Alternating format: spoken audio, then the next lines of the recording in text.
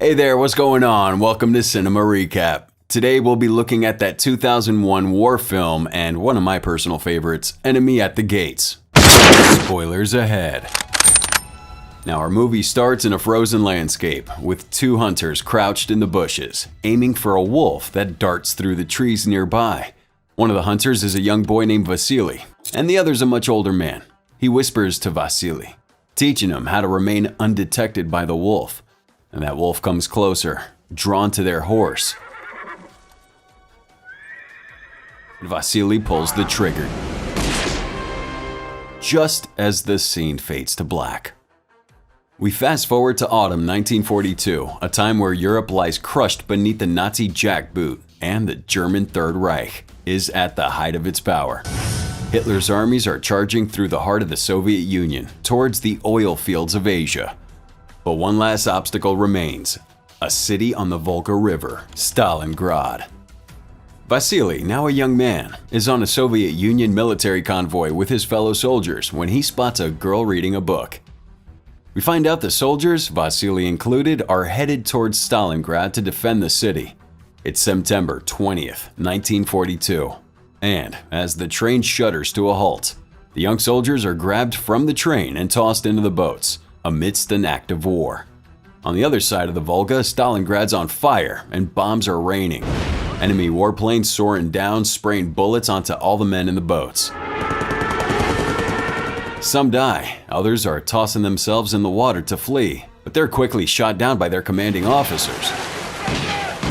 The surviving soldiers that make it to the other side of the river are each given either a rifle or bullets.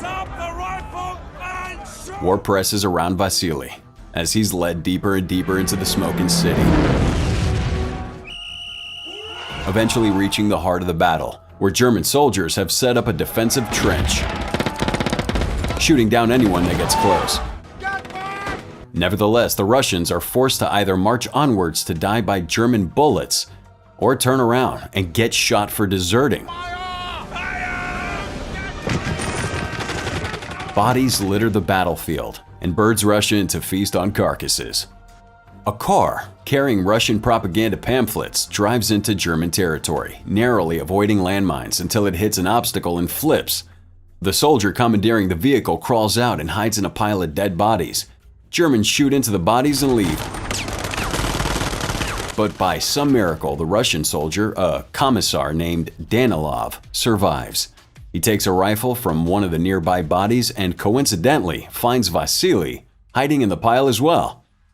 Danilov attempts to shoot a German colonel, but is obviously incompetent and doesn't know how to reload a rifle, so Vasily takes over. So Vasily, timing the shots with the sound of explosions, takes down 4 enemies with expert marksmanship as Danilov watches. And when they're back to safety, Commissar Danilov has Vasily's feat of bravery and skill published in a pamphlet. Now the Soviets are doing poorly on the first day of battle, with hundreds of their men dead or deserted. Nikita Sergeyevich Khrushchev, a high-ranking government official, arrives in the city and calls together a meeting of political commissars. Khrushchev explains that Stalingrad, bearing the name of Stalin, is a symbol of the Soviet Union and thus should not be captured by the Germans, or the entire country will collapse. He asks for ideas on how to bolster army morale, and Danilov suggests that they give him hope. Give them hope. Well, he stops right in front of him, and Danilov explains that the men feel that their only choice is to die by German bullets or Russian ones. By restarting the army newspaper and telling stories of brave heroes, it'll give the Russians hope, pride, and a desire to fight. Khrushchev asks him if he knows any heroes, and he replies that he knows of one. So the story of Vasily's bravery gets put on the front page of the newspaper, meaning that everyone in the country and beyond will know of him. Danilov is promoted to general staff while Vasily is promoted to the sniper division. In the weeks that follow, Vasily becomes a staple of the newspapers and radio, and his every action exaggerated to heroic proportions. Men join the army hoping to follow in his example. Now Vasily is mid-action, his scope trained on a German soldier nearby, when he's interrupted by a young boy named Sasha, who idolizes him. So the boy invites him over to his place for dinner, and Vasily accepts. The boy leads him down into a basement where he lives with his mother, Mrs. Filipov. It's damp and dirty, as expected from a basement, but Mrs. Filipov has done her best with the place. Someone knocks on the door and Vasily opens it to find his old friend, Commissar Danilov. Now after dinner, Danilov sorts through Vasily's fan mail and has him write responses to each, with Danilov dictating every word, when a female soldier in the local militia, Tanya, enters the basement. Now before the war, she was studying German literature at the University of Moscow. They go back to the letters, but now Danilov seems suddenly frazzled and unsure of himself, repeatedly sneaking glances at Tanya. So October 21st, at the German HQ, a general meets with Major Koenig to discuss their situation. The city's in ruin, and the German army is ill-equipped to keep attacking. But Hitler refuses to back down. Not only that, but the news of Vasily's heroics is demoralizing the Germans, and so the general is making it a point to kill Vasily. But first, they have to find him. Major Koenig reassures the general that he'll find a way to have Vasily come to him. Now back in the basement, Vasily's woken up early to deal with a problem at the department sector, while Danilov remains fast asleep on the couch. Out on the battlefield, Vasily's fellow snipers point him to the location of a German soldier hiding in one of the buildings. So far that morning, the soldier has already shot down 5 officers and 2 machine gunners. Vasily makes quick work of him, killing the soldier with 1 well-aimed bullet. Meanwhile, Danilov's awoken. He thanks Mrs. Filipov for her hospitality and goes to leave, but ends up gravitating to Tanya's bookcase of German literature. Tanya tells him that he can borrow anyone that he'd like, and they start to converse. Danilov asks her to join the intelligence unit of the army instead, ostensibly because her skills in German would be helpful in translating radio intercepts. Well, Tanya refuses, I'd rather stay and fight, preferring to stay on the ground to help people in the neighborhood, but Danilov's persisting. Now Vasily and his fellow soldier Ludmila head into the building to get the dog tag from the soldier he just shot down, with another soldier staying behind to cover. However, soon after they leave, a sniper shoots the 3rd soldier in the head. The 2 slip into the ruined department store, but quickly realize that it was a trap to lure them in. Vasily spots a gold-tipped cigarette still smoldering on the ground and knows that whoever set the trap must still be in the building. The German sniper, revealed to be Major Koenig, watches them from a hidden spot of that building. Warships passing by throwing missiles from the sky, and Ludmila panics. Vasily tells her not to move. If she tries to run, the sniper might see her, but she doesn't listen and ends up getting shot as well. Now, sometime later, Major Koenig is looking through the Russian newspaper at articles of Vasily while smoking a gold-tipped cigarette. Sasha, the little boy from earlier, is shining his shoes and offers to translate the article.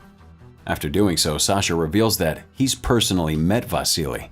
So the scene cuts to Vasily, who's managed to escape the building and is now on a boat, pondering the gold-tipped cigarette he found earlier. The boat docks at Soviet HQ, with Danilov waiting on the pier. Vasily tells him about the sniper that killed his fellow soldiers. Danilov replies that the sniper must have been Major Koenig, the Germans' top marksman, who's been sent to Stalingrad specifically to kill him. Now before the war, Koenig was the director of a sniper school in Zosin. Thus, to help Vasily take down Koenig, Danilov has brought in Kulikov, a sniper who studied under him at Zosin prior to the war. Kulikov is tasked to follow Vasily everywhere. Now as they're talking, Vasily sees that Tanya has been transferred to HQ, and they have a brief conversation before Vasily has to make a public appearance. As the reporter lights flash and pictures are taken, Vasily thinks back to the wolf in the snow when he was a boy. It's now revealed to us that he missed that shot. While the rest of the country is confident in Vasily's abilities, he himself isn't. So the next day, Vasily's woken up by Kulikov, and together with another soldier named Volodya, they head deep into Stalingrad to hunt down Major Koenig. Kulikov reveals that he spent 16 months in Zosin at sniper school, while Vasily shoots down a German communication wire, which causes a repairman to come and fix it. When the repairman arrives, Kulikov snipes him easily, and then continues to talk about himself. Volodya decides to leave. Back at German HQ, a soldier reports enemy sniper activity to the major, including the death of the 3 repairmen in the workers' housing sector. He also informs Koenig that they've captured an enemy soldier, which turns out to be Volodya. So Koenig interrogates him, demanding to know which building Vasily's in. But this guy's staying quiet, so they make him wear a German uniform to serve as bait. Well, Kulikov doesn't realize it's a trap, assuming that Volodya is just another repairman sent to fix that broken wire, so he shoots him. Kulikov sets up a trap for Koenig, but he doesn't fall for it, so he assumes that Koenig is not out there. Now Vasily instinctively feels that there's something not quite right, especially with that last repairman. But Kulikov doesn't see the problem. They begin to leave the building, with Kulikov in the lead, when Koenig shoots, snipping him directly in the head. Meanwhile, back at HQ, Khrushchev grills Danilov, asking why it's taken Vasily so long to deal with Koenig. Danilov reassures him that it'll all be done soon, and afterwards goes to see Tanya, where she's working translating German radio interceptions. He brings her a gift, a large sturgeon stolen from the kitchen, and Tanya pleads to be reassigned. I want to be reassigned. Well, Vasily makes it back to HQ, thoroughly shaken and splattered with Kulikov's blood. He tells Danilov that the shot Koenig made on Kulikov should have been impossible, and now there's no way he can win a sniper war against him. Well, Danilov's not worried, explaining that they found a spy to track Koenig's exact location so that next time they'll be one step ahead. Thus reassured, Danilov asks a favor of him about Tanya. Now Vasily heads to Mrs. Filipov's basement to try and convince Tanya not to be transferred, as per Danilov's request. Vasily explains the horrors of up-close war, but Tanya really doesn't care. Instead, she tells him she asked for the transfer because she'd received word that the German soldiers had ruthlessly murdered her parents. When Vasily hears this, well, his only response is to give her Kulikov's rifle. Now elsewhere, Koenig bribes Sasha with meat and chocolate for information about Vasily. Sasha tells him exactly how Vasily leaves the army barracks through a factory, as well as the location of a place where Vasily would be out in the open. Now time skips forward to November 5th, and we see that Tanya had been transferred out of intelligence, like she'd asked. Vasily leaves the army barracks, while outside Koenig sets his trap using information that Sasha gave him. He waits for him on the footwalk over the gutter, expecting Vasily to crawl through a grate and out in the open. Vasily, however, knows exactly where Koenig is waiting for him. Together with another soldier named Sergei, he crawls through pipes to get closer to where Koenig's waiting. But the major sees the pipes move and relocates. When the two Russian soldiers crawl out of the pipes, Koenig's ready and ends up shooting Sergei in the chest. And so Vasily has to continue alone. Using a hook tied to the end of some rope, Vasily's trying to get his rifle back to where it fell a few feet from him. However, Koenig shoots that rope, and so Vasily's without a weapon to shoot back. In the meantime, Stalin asks for one more effort, and the army barracks are cleared out as the soldiers head to the war front. Danilov tries to dissuade Tanya from fighting in the front lines, but she refuses to listen. She sees Sergei bruised and bloodied, returning back to the barracks, and questions him about Vasily. Danilov sees this and realizes where Tanya's true affections lie as she rushes out to go help Vasily. So she's crawling through the pipe after him, and Koenig immediately notes her arrival from a reflection in a sheet of glass. Now Vasily can't move from his place, and instead instructs Tanya to shine a piece of glass into the grate where he knows that Koenig's hiding. She does, and ends up blinding him for just about a second, giving Vasily enough time to grab his gun and shoot. A bullet pierces his hand.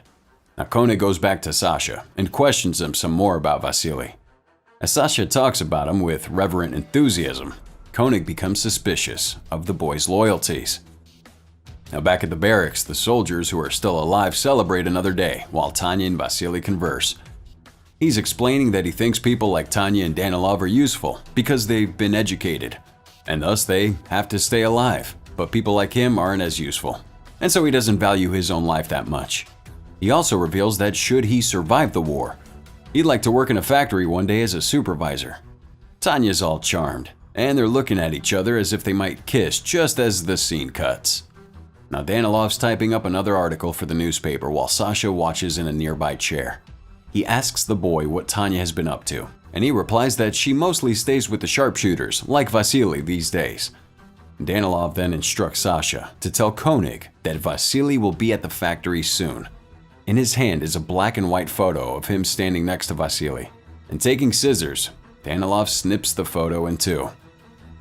That night at the barracks, though, Tanya and Vasily get intimate while the others are sleeping. And on the next day, Vasily meets up with Danilov to tell him that he doesn't want to be written about in the papers anymore. He wants to be a regular soldier and can't bear the weight of the hero that Danilov has built him up as. Danilov brings Sasha over, who informs Vasily that while he was cleaning Koenig's shoes, he found yellow dust on the heel, which means the Major has recently been poking around a nearby chemical factory. Now Vasily's furious that Sasha's feeding false information to Koenig, because it could potentially put the boy in a lot of danger, but Danilov's unrepentant. That night, Sasha leads Vasily to the chemical factory and he lies in wait, hiding in a cluster of dead bodies, for Koenig to appear. Night turns to day, and Vasily eventually ends up falling asleep. Now a looting soldier, assuming that Vasily's one of the dead bodies, takes his personal belongings, including his identification book, and with Vasily's ID scavenged from a group of corpses. The German general thus has enough reason to believe that Vasily is dead and books Koenig a ticket back to Berlin. Koenig's instincts, however, tell him that Vasily's still alive because he hasn't killed him yet, but the general doesn't believe him. He takes away his dog tags so that Soviet propaganda doesn't benefit in the event that he's killed, and we find out that Koenig's son died at the start of the war. Now sometime later, Khrushchev intercepts a message from German HQ claiming that Vasily's dead. And Vasily makes his way back to HQ, where Danilov's already typing out a propaganda-filled obituary. Sasha's there, and we realize that he told Tanya about Koenig's information. Vasily grabs his rifle, sure that Tanya must be at the water tower, and we realize that he told Tanya about Koenig's information. So Vasily grabs his rifle, sure that Tanya has to be at the water tower looking for him, and probably gets shot by Koenig. Sure enough, Tanya's there, crawling around looking for Vasily. Koenig spots her and is now My little Sasha. Koenig spots her and is now sure that Sasha was a double agent. Vasily finds her and they kiss, with Danilov watching close by, distraught by this revelation. Danilov returns home and writes articles that call Vasily an anti-nationalist deserter. So Koenig intercepts Sasha on his way home from Russian headquarters. Meanwhile, Tanya and Vasily are finally alone together, and he tells her on the way to Stalingrad they were both in the same train car, and he was infatuated with her from that very day. They start to kiss, but Tanya notices something strange outside and grabs her binoculars. It's Sasha. His small body hung from a pole. Tanya screams, rushes to grab her rifle, evading Vasily's attempts to stop her. She tells Danilov, and they go to see Sasha's mother together. Danilov can't seem to tell Mrs. Filippov that her son's dead, instead lying that he's gone to the German side of the war. Trying to escort Mrs. Filippov to safety, Tanya's hit and critically wounded by shrapnel. Now Vasily's waiting for Koenig when Danilov tells him that Tanya's dead. She's dead, Vasily. Danilov regrets the choices he's made and in a final act of sacrifice intentionally exposes himself, getting shot by Koenig and revealing that position. Now Koenig, believing that he killed Vasily, goes over to check the body until he realizes his mistake. Vasily takes the opportunity and shoots him right in the forehead. 2 months pass, and Stalingrad is finally liberated from the Germans. The army celebrates, and in a hospital bed, Tanya opens her eyes, seemingly all right. Vasily finds her at the hospital and sits down next to her as that scene fades to black. Love that movie. And did you know that while the events of the movie are based off of a fiction book by William Craig, Vasily was a real historical figure? Check it out and let us know in the comments what you think with the hashtag CinemaRecap. Till next time.